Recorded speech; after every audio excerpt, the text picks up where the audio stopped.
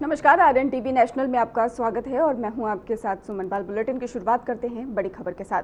मुख्यमंत्री योगी आदित्यनाथ ने अपराधियों और पुलिस कार्रवाई को लेकर ही यहां पर सख्त बयान दे दिया है। उन्होंने कहा है कि अपराधियों के खिलाफ पुलिस को कड़ा कदम उठाना चाहिए। अगर पुलिस गोली नहीं चलाएगी तो क्या अपराधियों को ही गोली खानी पड़ेगी? और इसके साथ ही अपराधियों को कानून की भाषा सिखानी पड़ती है। सीएम ने कहा कि उन्होंने ये भी स्पष्ट किया है कि लोग अक्सर सवाल उठाते हैं कि पुलिस ने गोली क्यों मारी, लेकिन अपराधियों को उसी की भाषा में सिखाना उचित है। योगी ने यह भी कानून और व्यवस्था बनाए रखने के लिए सख्त कार्रवाई के आवश्यक पर भी जोर दिया।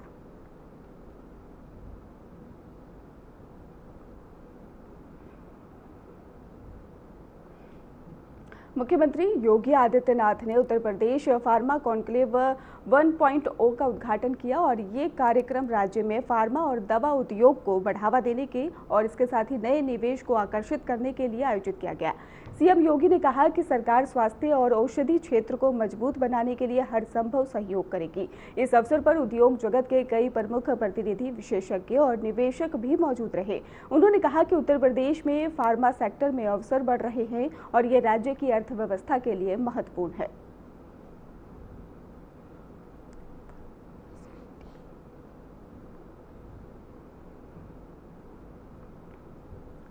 मुख्यमंत्री योगी आदित्यनाथ ने लखनऊ में फार्मास्यूटिकल इंडस्ट्री के प्रतिनिधियों के साथ बैठक की और बैठक का मुख्य उद्देश्य राज्य में फार्मा सेक्टर को और मजबूत बनाना, निवेश बढ़ाना और रोजगार के अवसर पैदा करना था। मुख्यमंत्री ने उद्योगपतियों को नई नीतियों और योजनाओं के बारे में जानकारी दी। उन्होंने उद्योग से सहयोग बढ़ाने और इसके साथ ही राज्य में निवेश करने का आग्रह किया।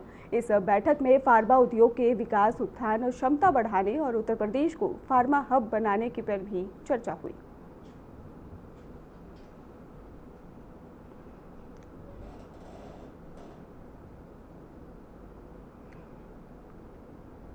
यूपी बीजेपी संगठन अपने मोर्चों की टीम में बदलाव करने की तैयारी में है। सूत्रों की माने तो अगले 15 दिन के भीतर ये बदलाव किया जा सकता है। वहीं पर अगर बात करें एसआईआर को लेकर, तो एसआईआर प्रक्रिया पूरी होने के बाद ज्यादातर मोर्चों के अध्यक्ष बदले जाएंगे। इसके साथ ही मोर्चों की टीम में भी बदलाव होगा। ये बदलाव संगठन को और मजबूत बनाने और पार्टी कार्यकर्ताओं को नई ऊर्जा देने के उद्देश्य से किया जा रहा है।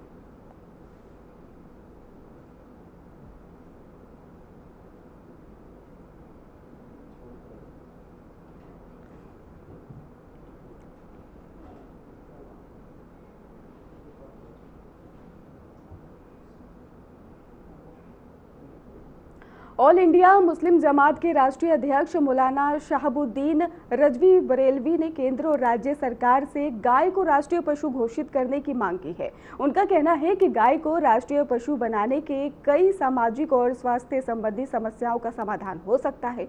मौलाना ने बताया है कि इस्लाम के अनुसार गाय के दूध में औषधीय गुण होते हैं और ये स्वास्थ्य के लिए लाभकारी है, जबकि गाय के मांस के सेवन से बीमारियां हो सकती।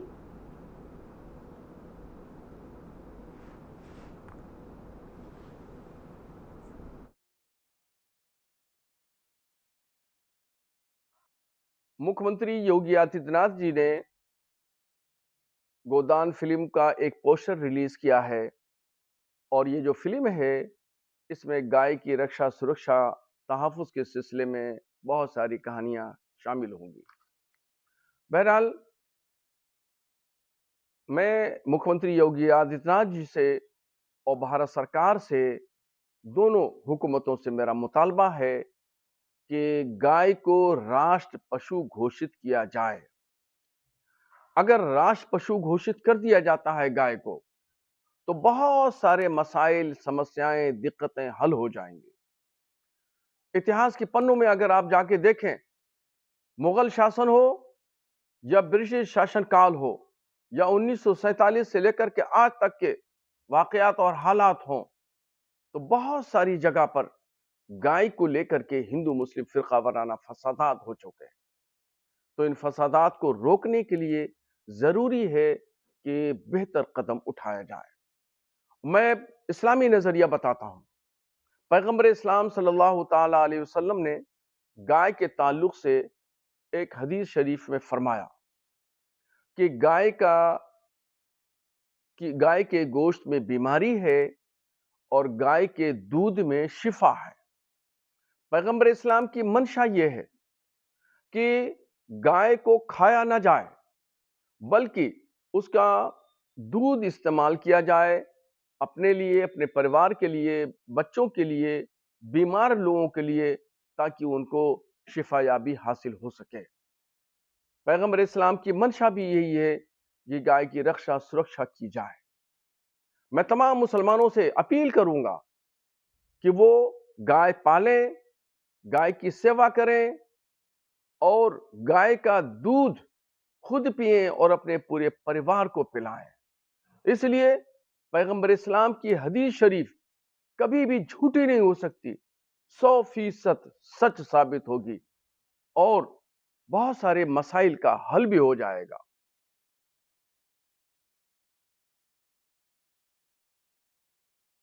बस्ती में पुलिस ने आज फरुल हक उर्फ प्रिंस और उसके 7 सहयोगियों को गिरफ्तार किया और पीड़िता ने बताया कि प्रिंस ने खुद को ही हिंदू दिखाकर नौकरी का झांसा देकर उसे प्रेम जाल में फंसाया और उसके साथ दुष्कर्म भी किया। आपको बताते चले कि जब पीड़िता ने शिकायत कर और उसके घर पहुंची तो फिर प्रिंस ने अपने भाई और सहयोगियों के साथ मिलकर उसका घर में भी गैंगरेप किया। आरोपी और उसके भाई ने ही लगभग 300 लड़कियों को फंसाकर उनके आपत्तिजनक वीडियो बनवाए और ब्लैकमेल करके देह व्यापार करवाया। आपको बताते चले कि पुलिस मामले की गहन जांच कर रही है और सभी आरोपियों को जेल भेजा गया है। फिलहाल आरोपियों को जेल भेज दिया गया है।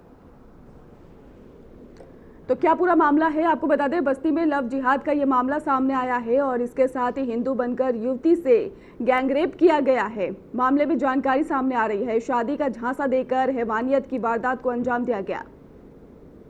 हिंदू बनकर फंसाता था लड़कियों को, ये भी जानकारी सामने आ रही है। आपत्तिजनक वीडियो बनाकर ब्लैकमेल करता था।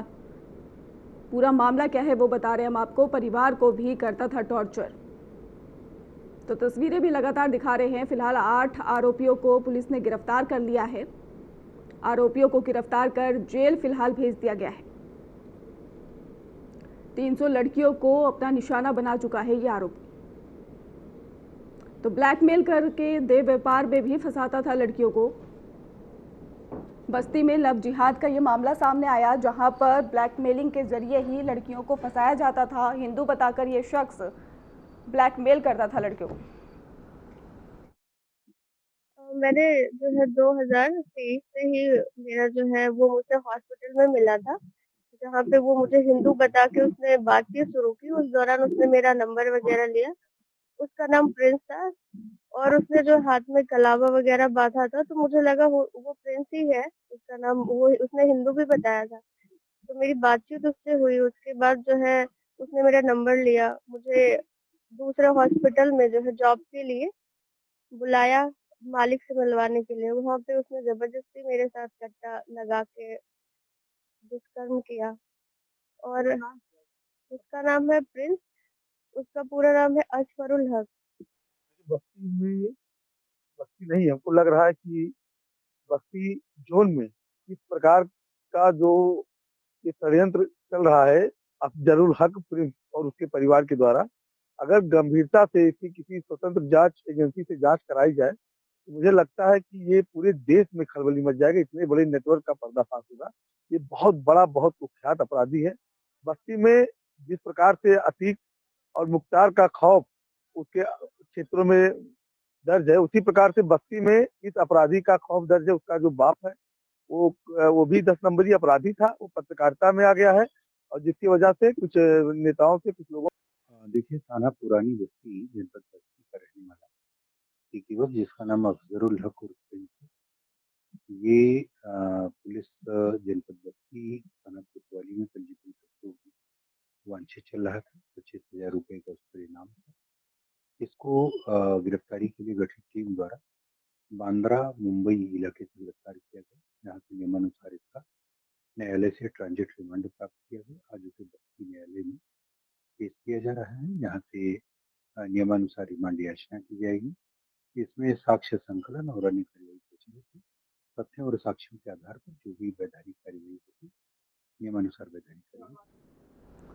और इसी खबर पर हमारे साथ हमारे सहयोगी इंद्रजीत चौधरी हमारे साथ जुड़ चुके हैं। इंद्रजीत, पूरा मामला क्या था? ये कब से ये चल रहा था गिरोह की लड़कियों को फंसाते थे? 300 लड़कियां इसमें बताई जा रही है निशाने पे ली गई है। ये देखिए, मैं बता देना चाहता हूँ, ये पूरा मामला बस्ती जिले के कलवाड़ी क्षेत्र की रहने वाली जो पीड़िता है बताई जा रही है। और ये बस्ती में ये निजी जो है एक प्राइवेट अस्पताल में ये काम करती थी, जिसमें ये जो प्रिंस है इसकी जो है वो मुलाकात हुआ इस महिला से। फिर वो जनवरी 2022 में इसकी मुलाकात हुई और ये लगातार जो है ये इसे नौकरी दिलाने के नाम पे जो है इसे अपना बुलाया। फिर उसके बाद कहा कि हम दूसरे अस्पताल में नौकरी दिला देंगे और इससे अच्छा खासा जो है सैलरी दिलाएंगे, जिसके नाम पे जो है उसका नंबर ले लिया और आए दिन जो है लगातार उससे बातें करता रहा और उसे एक जो है निजी अस्पताल में भी बुलाया। जिस तरीके से जानकारी इसमें आप बता पा रहे हैं कि 2022 में ये मुलाकात हुई, तब से बातचीत हो रही थी, इतना समय हो गया कि लड़की को ये नहीं समझ में आया कि वो जिससे बात कर रही है वो हिंदू है या मुस्लिम है? जी देखिए, ये कहीं ना कहीं जो है ये अपना नाम जो है छिपा के, क्योंकि ये प्रिंस नाम रखा था कि जो इसका जो असली जो नाम था अफरुल हक था जो है, जो कि ये नाम छिपा के प्रिंस नाम बताता था और हाथ में कलावा भी पहनता था, जिससे जो है कि लड़की को भनक नहीं लगा और ये जो है इसके संपर्क में आ गई। जी जी, फिलहाल पुलिस ने गिरफ्तारी कर ली है? जी फिलहाल जब ये जो पीड़िता इसके संपर्क में आई तो ये इसको पता चला तो ये जो है इसके घर पे पहुंच गई, तो जिसमें इसको बंधक बनाया गया और बंधक बना के जो है इसका जो है इसके साथ शारीरिक संबंध बनाया गया। और ये उसका पीड़िता का कहना है कि परिवार के करीब लगभग जो है और एक अदर पर्सन के द्वारा जो है तकरीबन 8 लोग जो है ये इसको जो है अपने बंधक बनाकर, जिसमें इसका जो प्रिंस है उसका भाई और एक अतिरिक्त व्यक्ति द्वारा जो है इसका यौन शोषण किया गया। और जी इंद्रजीत, गिरफ्तारी को जो मैं सवाल आपसे कर रही थी कि गिरफ्तारी हुई है, कितने लोगों की गिरफ्तारी हुई है और ये कब से ऐसी और लड़कियों को भी फंसा चुके हैं पहले? जी जो पीड़िता के द्वारा जो है बताया गया कि ये तकरीबन जो है 300 प्लस लड़की के साथ जो है ये अपने जाल में फंसा चुका है। और फिलहाल जब पीड़िता को ये तारीख के माध्यम से जो है कोतवाली में शिकायत दर्ज की तो उसके तारीख के हिसाब से जो है मुकदमा दर्ज हुआ और फिर उसे गिरफ्तार कर जेल भेज दिया गया है। जी आपका बहुत बहुत शुक्रिया हमारे साथ जुड़ने के लिए और अहम जानकारी देने के लिए।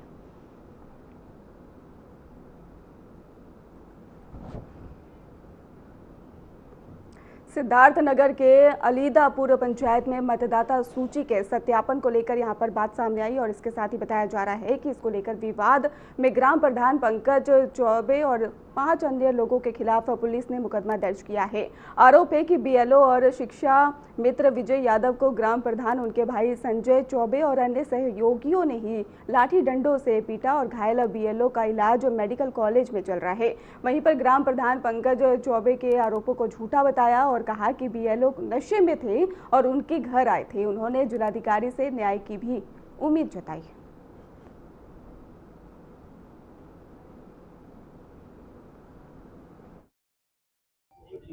सर, अब बीएलओ के खिलाफ ज्ञापन दे रहे हैं, क्या पूरा मामला किस तरह से?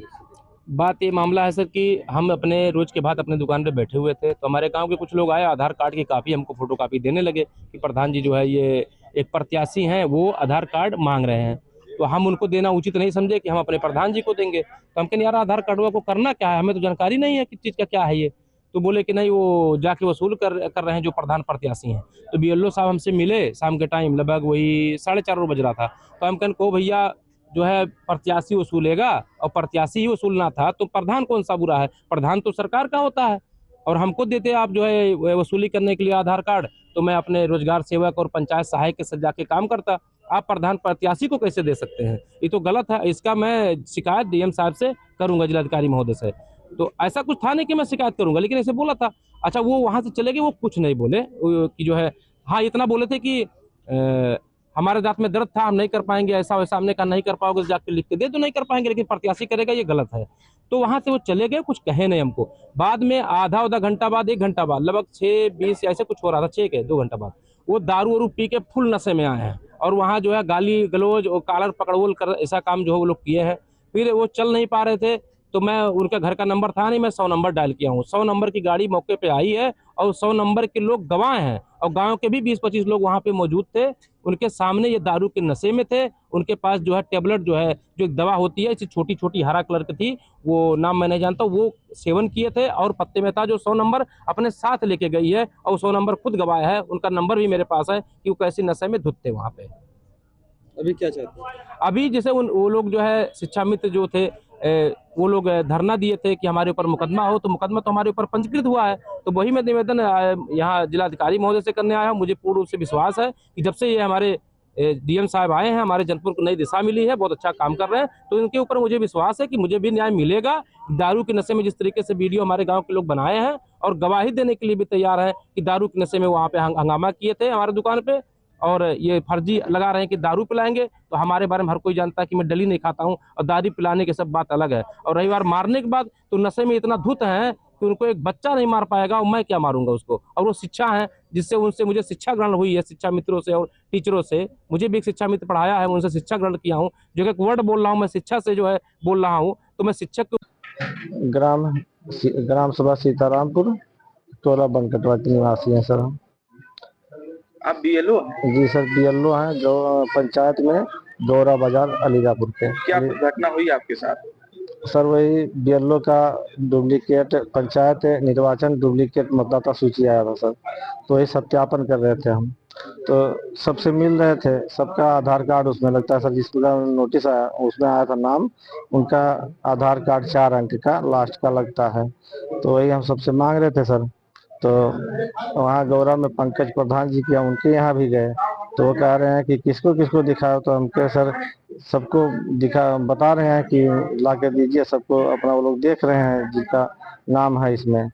और आधार है कि वो एक आदमी तो सूची लेके घूम रहा था। हम कहे सर हम सूची किसी को नहीं दिए हैं, वो कैसे लेके घूम रहा हम बता नहीं पाएंगे, देखा था हमारी मतलब वोटर लिस्ट को। उसके बाद में कह रहा और हमें उसको जितवाओगे, वो करवा। हम कह सर हम किसी को जितवाएंगे नहीं, हम तो बीएलओ है, सबका काम एक उस तरह कर रहे हैं। बस एक कह रहा मार, बस इस तरह भेज के मारने लगे सर हमें। दुकान में, उनका दुकान भी है गौरा बाजार में। तो गाजियाबाद के भोजपुर इलाके में 22 फर्जी पासपोर्ट बनाए जाने का मामला सामने आया है। पुलिस ने इस मामले में ही बताया जा रहा है कि एसओ और इसके साथ ही सचिन चौधरी और 8 दरोगाओं को लाइन हाजिर किया है, जबकि थाने के मुंशी दीपक कुमार को सत्यापन में लापरवाही के कारण सस्पेंड भी किया गया है। जांच में पता चला है कि सभी पासपोर्ट में एक ही पता दर्शाया गया था, जो कि असल में मौजूद नहीं था। और इसके साथ ही बताया गया कि फर्जी दस्तावेजों में आधार कार्ड, बैंक पासबुक और इसके साथ ही अन्य कागजात भी शामिल थे। और इस मामले में 25 लोगों के खिलाफ एफआईआर भी दर्ज की गई है, जिनमें से 5 लोग जेल जा चुके हैं। आरोपी अफगान मूल के ही अमनदीप और उनकी मां सहित विवेक गांधी, प्रकाश सुप्पा और पोस्टमैन अरुण कुमार शामिल है। पुलिस और इसके साथ ही इंटेलिजेंस एजेंसियां समेत गहन जांच भी लगातार कर रही है। आज से पासपोर्ट वाले मामले में 8 लोगों का लाइन हाजिर करेंगे, किस तरीके से काम करेंगे? पासपोर्ट में जो वहाँ पर एड्रेस वेरिफिकेशन हुआ था उसमें उनकी आईडी की गई, इस आधार पर लोगों को लाइन हाजिर किया गया है, जिससे कोई जाँच प्रभावित न हो। और बाकी जैसा आप लोगों को बताया तो जाँच भी ट्रांसफ़र कर दी गई है क्राइम ब्रांच में, और शेष जो हमारी टीमें हैं उसमें सब प्रयास कर रहे हैं और अध्ययन कर रहे हैं। सर क्या लगता है कहाँ पर चूक हुई थी, कहाँ पर लापरवाही हुई थी, या पूरी तरह से की षड्यंत्र था? जैसा कि आपको बताया मैंने, हमारी टीमें लगातार इस पर काम कर रही हैं और इस सब लोग पकड़ लिए जाएंगे, उनसे पूछताछ कर ली जाएगी। तो सारी सर 2 लोग अफगानिस्तान के थे जो कि काफ़ी समय से रह रहे थे, जो उनका भी पासपोर्ट नहीं आया है, तो उस पर क्या कार्रवाई? अब वो सभी बिंदुओं पर जांच के उपरांत ही आपको बताने की स्थिति में हम लोग होंगे, और सभी बिंदुओं की जाँच हम लोग कर रहे हैं, और इसमें जो भी इसमें शामिल होगा उसके विरुद्ध हम लोग कार्रवाई। सर पुलिसकर्मी भी निलंबित किया गया था सर? कल उस पर एक पुलिसकर्मी निलंबित किया गया था, जो थाने का ललितपुर के मेहरोनी कोतवाली क्षेत्र के खितवास गांव में सरकारी शराब दुकान में महिलाओं ने हंगामा कर दिया। उन्होंने शराब की पेटियां उठाकर सड़क पर फेंकी और दुकान में लगे सीसीटीवी कैमरे को भी तोड़ दिया। इसके साथ ही जानकारी ये भी सामने आई कि इसको लेकर ये प्रदर्शन दुकान को दूसरी जगह पर स्थानांतरित करने की मांग को लेकर ही किया गया था और पहले महिलाएं डीएम को ज्ञापन दे चुकी थी, लेकिन उनकी मांग पर कोई भी कार्रवाई नहीं हुई। पुलिस मौके पर मौजूद थी, लेकिन महिलाओं के उग्र प्रदर्शन करते हुए तोड़फोड़ की और घटना में कोई घायल नहीं हुआ, लेकिन दुकान और कैमरे को काफी नुकसान हुआ।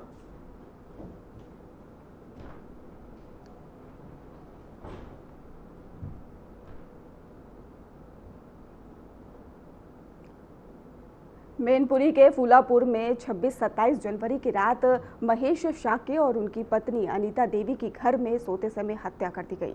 घटना की सूचना दूध बेचने वाले व्यक्ति ने पुलिस को दी और पुलिस ने जांच के बाद ही गांव निवासी आनंद और मृतक के चचेरा दामाद और इसके साथ ही बताया गया अर्जुन को गिरफ्तार किया गया। दोनों ने हत्या और लूट की पूरी योजना कबूल की। पुलिस के अनुसार हत्या के पीछे पुराने विवाद और शादी के दौरान आभूषण और धन लूटने की योजना थी।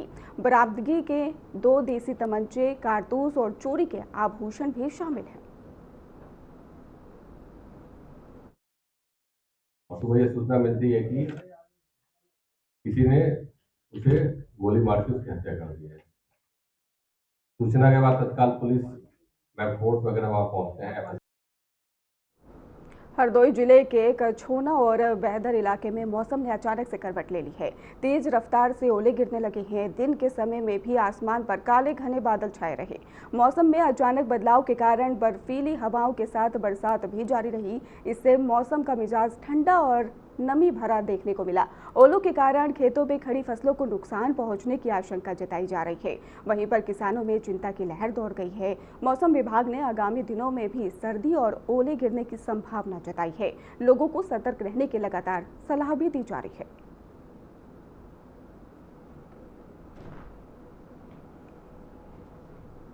तो वहीं अलीगढ़ जिले में दिन कड़ाके की सर्दी और घने कोहरे के बीच गुजरा। सुबह से ही आसमान में कोहरे की मोटी परत छाई रही, जिससे जनजीवन प्रभावित रहा। दिन भर धूप नहीं निकलने से ठंड का असर और ज़्यादा बढ़ गया और हल्की हवाओं के साथ ही लगातार गलन बनी रही, जिससे लोगों को दिन भर सर्दी का एहसास होता रहा। सड़कों पर ओस गिरने के कारण दृश्यता बेहद कम हो गई और जिससे वाहन चालकों को खासा परेशानी का भी सामना करना पड़ा। कई इलाकों में रात के समय चलना मुश्किल हो गया और रामघाट रोड समेत प्रमुख मार्गों पर कोहरे के कारण वाहन धीमी गति से चलते नजर आए।